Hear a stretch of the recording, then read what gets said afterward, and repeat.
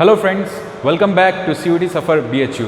I am Anirudh Dubey and I am here today with you to give a news and update related to BHU B.Ed and also many others B.Ed.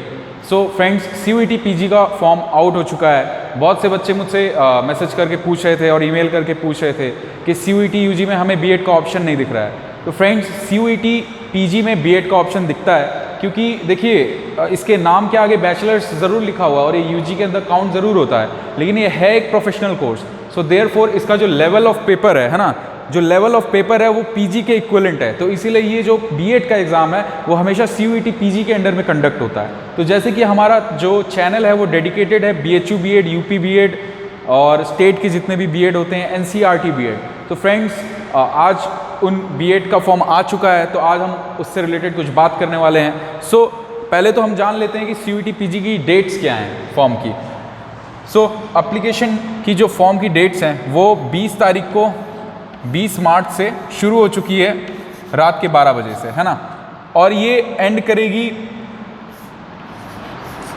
19 तारीख को अप्रैल में, है ना friends.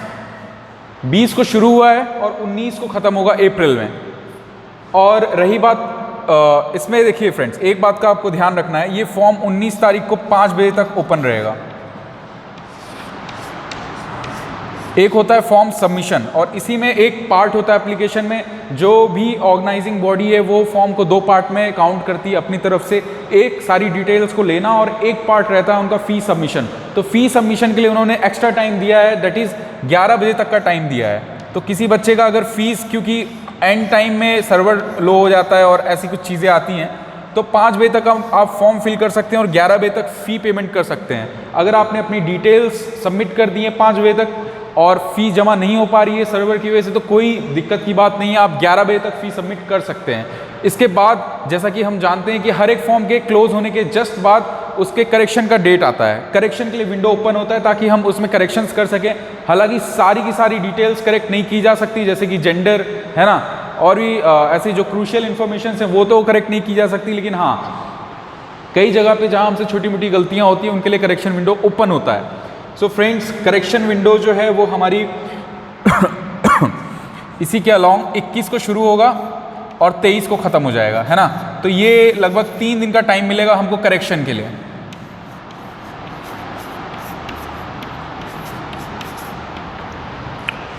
सो ये था कुछ details. और इसके अलावा जो कि जैसे कि मैंने बताया, हमारा चैनल डेडिकेटेड है DU B.Ed, BHU B.Ed, NCERT B.Ed and all state B.Ed। तो शिवम सर ने जैसे कि बिहार B.Ed और UP B.Ed का जो फॉर्म्स आए थे उसके बारे में इंफॉर्मेशन दी थी।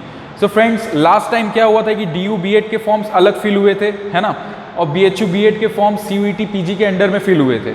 उसके बाद NCERT B.Ed के फॉर्म तो अलग से फिल होते ही हैं। तो NCERT B.Ed के फॉर्म अभी आए नहीं हैं और उसका फॉर्म अलग से ही फिल होगा।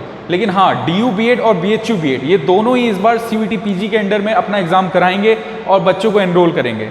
एक बात और ध्यान रखनी है आपको, इस बार 7 कोड दिए गए हैं और कोड्स डिफरेंट हैं इस बार। Last time PGQP 01 was for all CUET B.Ed and PGQP 74 was for BHU B.Ed। This time there are 7 codes, but all the codes are not for BHU and DU। हमारा main focus BHU और DU पे है। क्यों? क्योंकि पहला point reputation, दूसरा point fees structure, है ना, और तीसरा पॉइंट लोकेशन, चौथा पॉइंट ब्रांड। अदर CUET के जो भी कॉलेजेस हैं, जैसे कि central university of Jharkhand, central university of Bihar और पंजाब, ये सारे के सारे, राजस्थान, ये सब में कोई भी बच्चा जो मान लीजिए UP में, वो राजस्थान में जाके प्राइवेट कॉलेजेस के इक्विवेलेंट फीस दे करके पढ़ना नहीं सही समझता है। हालांकि वहाँ पे वो ब्रांडिंग भी बहुत अच्छी नहीं है, लेकिन जैसे ही हम बात करते हैं BHU की, DU की या फिर NCERT की, तो हर कोई थोड़ा सा पुश करता है अपने आप को, क्योंकि आपको जो डिग्री मिलने वाली है उसमें कहीं ना कहीं ब्रांडिंग है। उसके अलावा ये सारी सेंट्रल यूनिवर्सिटी सिर्फ नाम की नहीं है, इनकी एक हेरिटेज है, जैसे कि इनकी जो एस्टैब्लिशमेंट है वो बहुत पुरानी है। उसके बाद फीस स्ट्रक्चर भी बहुत कम है, जो कि हर एक बच्चा अफोर्ड कर सकता है, इसीलिए वो एग्ज़ाम देता है, खासकर B.Ed का। तो हम बात करेंगे BHU B.Ed और DU B.Ed की। NCERT B.Ed का फॉर्म अभी आया नहीं है। तो इस बार जो कोड है, कोड चेंज हुआ है। इस बार कोड COQP हुआ है। CO मतलब क्या हो जाएगा? कॉमन, और QP का मतलब हो जाएगा question paper, common question paper. इस बार आपको ध्यान रखना है, जैसे लास्ट टाइम PGQP 74 कोड से हमारा एग्जाम हुआ था, इस बार PGQP इस बार PGQP 04, 05, 06, 07 ये डिवाइडेड है आपके सब्जेक्ट के हिसाब से, है ना। और एक बात आपको ध्यान रखना है, ये सारे पेपर्स COQP 04 सोशल साइंस के लिए होगा, COQP 05 लैंग्वेज के लिए होगा, COQP 06 मैथ्स वालों के लिए होगा और COQP 07 साइंस वालों के लिए होगा, जिसके हम लोग खुद साइंस के, मैं और शिवम सर खुद साइंस स्ट्रीम के स्टूडेंट्स हैं। तो ये चीज़ आपको ध्यान रखना है कि जब भी आप फॉर्म फिलअप करेंगे तो उसमें आपसे कोड के लैंग्वेज में बात मांगेगा। कोड के लैंग्वेज में इसलिए मांगेगा क्योंकि CUET के अंडर में इतने सारे कॉलेजेस, इतने सारे कोर्स एक साथ समअप हैं, तो उसको ईज करने के लिए जो वो NTA यूज़ करता है वो कोड का यूज़ करता है। कई सब्जेक्ट्स, कई कोर्सेज को एक कोड में वो कोडिफाई कर देता है, जिससे उसके लिए चीज़ें ईजी हो जाती हैं। आपको एक बात ध्यान रखना है कि ये सारे के सारे, ये जितने भी कोड मैंने यहाँ पे लिखे हैं, ये कोड DU प्लस BHU के हैं, है ना। इन दोनों यूनिवर्सिटीज़ के हैं जिसके लिए हम स्पेसिफिकली टारगेटेड तैयारी कर रहे हैं। ये सारे, ये 4 कोड DU प्लस BHU के लिए हैं।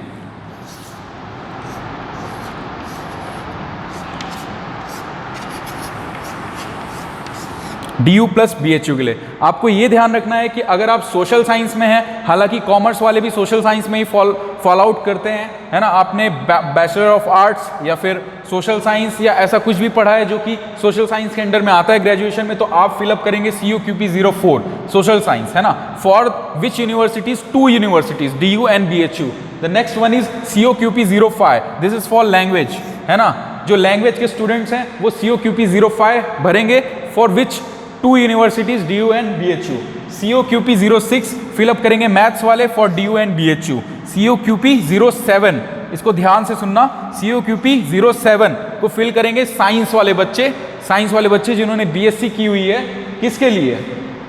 DU प्लस BHU के लिए। ये कोड्स आपको ध्यान रखने, क्योंकि इस बार ये कोड्स चेंज हुए हैं, लेकिन हाँ, इस वीडियो को देखने के बाद आपके लिए सब कुछ ईज हो जाएगा, क्योंकि यहाँ पे सब कुछ बहुत ही सिंप्लीफाइड वे में आपके सामने प्रेजेंटेड है। तो DU और BHU जो कि मेन यूनिवर्सिटीज़ हैं, प्लस NCERT 3, है ना।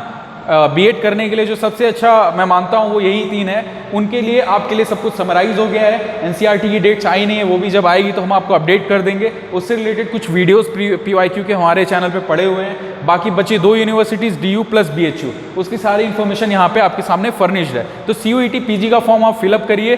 फीस की बात कर लेते हैं, कितनी फीस रखी गई है इस बार। तो जनरल वालों के लिए as always only 1000।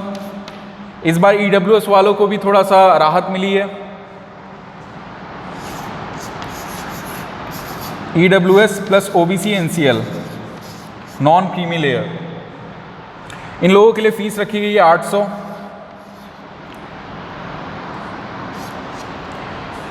SC ST को भी इस बार ज़्यादा बख्शा नहीं गया, इनके लिए भी फीस अच्छी खासी रखी गई है, that is 750 only. SC ST और इनके साथ थर्ड जेंडर जो होते हैं उनकी फ़ीस 750 है। ओके, नाउ PH की बात कर लेते हैं। तो PH का इनसे थोड़ा और कम रहेगा, 50 रुपये और कम रहेगा, 700। तो कुल मिला के आप किसी भी कैटेगरी के हों, अच्छा खासा पैसा आपको पे करना पड़ेगा CUET में अपीयर होने के लिए। अब हम बात कर लेते हैं, अगर कोई भी, अगर देखिए पहला फॉर्म फिलअप करने के लिए आप पहला फॉर्म जो डालेंगे CUET में, उसका जनरल वालों के लिए 1000 पड़ेगा। जो नेक्स्ट फॉर्म, इसके अलावा नए कोर्स आप ऐड ऑन करेंगे, उसमें आपको 500 एक्स्ट्रा देना पड़ेगा। इस बात को आप ध्यान देंगे, ठीक है। वैसे ही EWS और OBC के लिए ये फीस 400 हो जाएगी। जो आप नया कोर्स ऐड ऑन करेंगे पहले के छोड़ के, पहले के लिए आपको 800 लगेंगे, उसके अलावा आप दूसरा जैसी कोड या फिर कोड यूज़ करेंगे, दूसरा कोड, आपके 400 एक्स्ट्रा लगेंगे। उसके अलावा और यूज़ करेंगे तो 400 और एक्स्ट्रा लगेंगे। ये ऐसे ही समअप होता चला जाएगा। सेम SC ST और थर्ड जेंडर के लिए भी ऐड ऑन करने पे कोई भी नया कोर्स 400 लगेगा और PH के लिए भी 400 लगेगा। इस बात का आपको ध्यान रखना है। सो फ्रेंड्स, और अब हम बात कर लेते हैं एक बात और, कोई अगर NRI है या फिर फॉरेन नेशनल का है तो उसकी जो फॉर्म, एप्लीकेशन फॉर्म की फ़ीस है वो 5000 है। और अगर वो कोई भी एक नया कोर्स या फिर नया कोड ऐड ऑन करता है अपने पहले फॉर्म पे, तो उसकी जो भी फीस लगेगी वो 1500 रुपये होगी। तो क्या हो गया, NRI या फिर फॉरेन नेशनल्स के लिए 5000 plus 1500। So keep it in this mind. जैसे कि फॉरेन नेशनल में मतलब क्या, BHU में फॉरेन नेशनल वाले कौन आते हैं? नेपाल वाले आते हैं, भूटान वाले आते हैं, बांग्लादेश वाले आते हैं, पाकिस्तान वाले नहीं आते हैं। सो फ्रेंड्स, ये थी सारी की सारी information related to BHU BEd and DU BEd। एक बात और आपको ध्यान रखनी है कि इस बार DU और BHU में एडमिशन लेने के लिए इन BEd कोर्सेज आपका पेपर सेम होगा, सिलेबस सेम होगा, इस बात का आपको ध्यान रखना है। सो फ्रेंड्स, आगे भी हम लोग ऐसी ही इन्फॉर्मेशन लेके आते रहेंगे BHU BEd, DU BEd, NCERT BEd and all state BEds को लेके। Thank you so much and remember, please subscribe to the channel for more information.